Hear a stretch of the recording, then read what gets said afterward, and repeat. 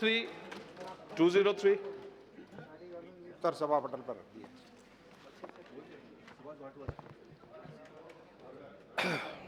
सभापति महोदय, मैंने जो मेरा पाम ऑयल के ऊपर जो मेरा प्रश्न था उसका पूरा विस्तार से उत्तर मेरे को मिला है।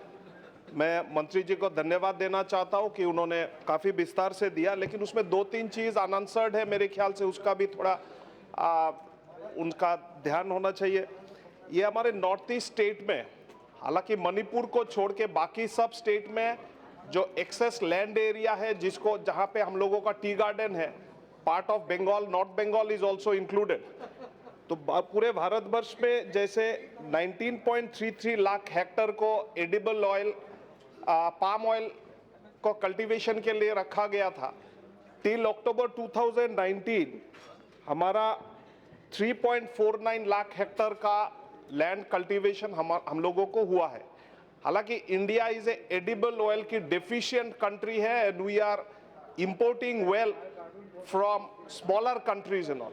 मेरी मंत्री महोदय से प्रश्न ये है सप्लीमेंट्री आपकी द्वारा कि कोई review in land utilisation of the tea grant area अगर हुए हैं तो, नहीं हुए तो इनके बारे में सोचना चाहिए, और अगर होते हैं तो we can produce alternative crops like rubber, palm oil और एरेका नट।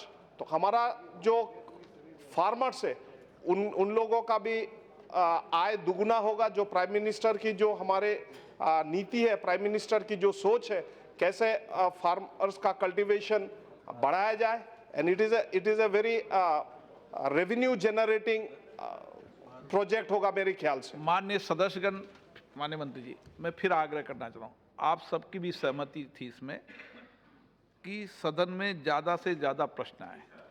जो प्रश्न वाले पूछने वाले माननीय सदस्य, उनसे भी आग्रह है कि प्रश्न संक्षिप्त में पूछें। माननीय मंत्रीगण से भी आग्रह है कि संक्षिप्त में जवाब दें ताकि हम लिस्टेड क्वेश्चन को ज़्यादा निपटा सकें। माननीय मंत्री जी। माननीय अध्यक्ष महोदय, माननीय सदस्य ने जो बताया कि पाम की खेती में अभी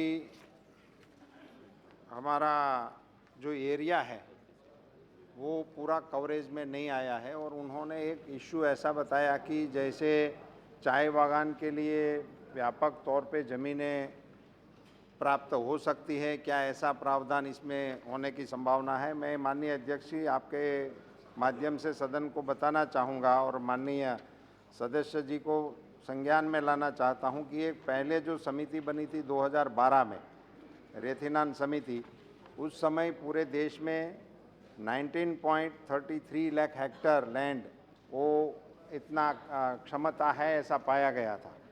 अब 2018 में एक नई समिति का भी गठन किया गया है और उनका अभ्यास अभी चालू है। उनके रिपोर्ट आ जाने के बाद यदि उनके परामर्श से कोई ज़मीन का और क्षेत्रफल का बढ़ोतरी करने का मामला सामने आता है तो ज़रूर इस क्षेत्र के बारे में सोचा जाएगा।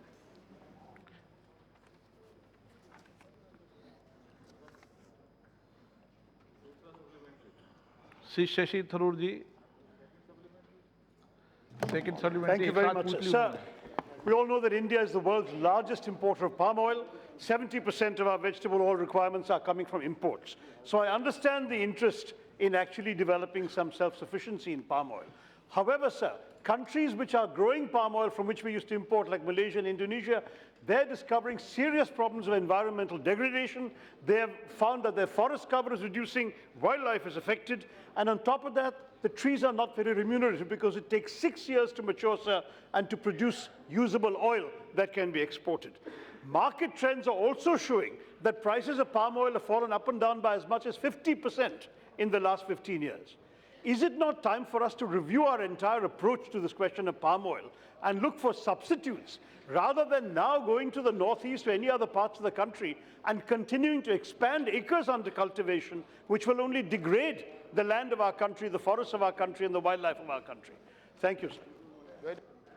माननीय अध्यक्ष महोदय, जैसे मैंने बताया कि पहले ही उत्तर के जवाब में बताया कि मास स्केल पर इनको प्रमोट करने के लिए ही 2012 की समिति के अनुशंसा पर जो 19 लाख हेक्टेयर जमीन थी, अब नई समिति का गठन कर ही लिया गया है और जैसे पूर्वोत्तर के राज्यों को नहीं बल्कि पूरे देश के राज्यों में इसकी ज़मीन की उपलब्धता का अभ्यास किया जा रहा है और इस समिति की अनुशंसा पर इसकी बढ़ोतरी करने का पूरा प्रयास राज्य सरकारों के साथ मिलकर भारत सरकार करना चाहती है, क्योंकि एडिबल ऑयल में जो हमारा कमी है उसको पूरा करने के लिए पूरा प्रयास किया जाएगा। श्री के श्रीधर जी, जमीन का बढ़ोतरी आप करना बेटे बेटे जब पूछे तो जवाब भी मत दिया करो।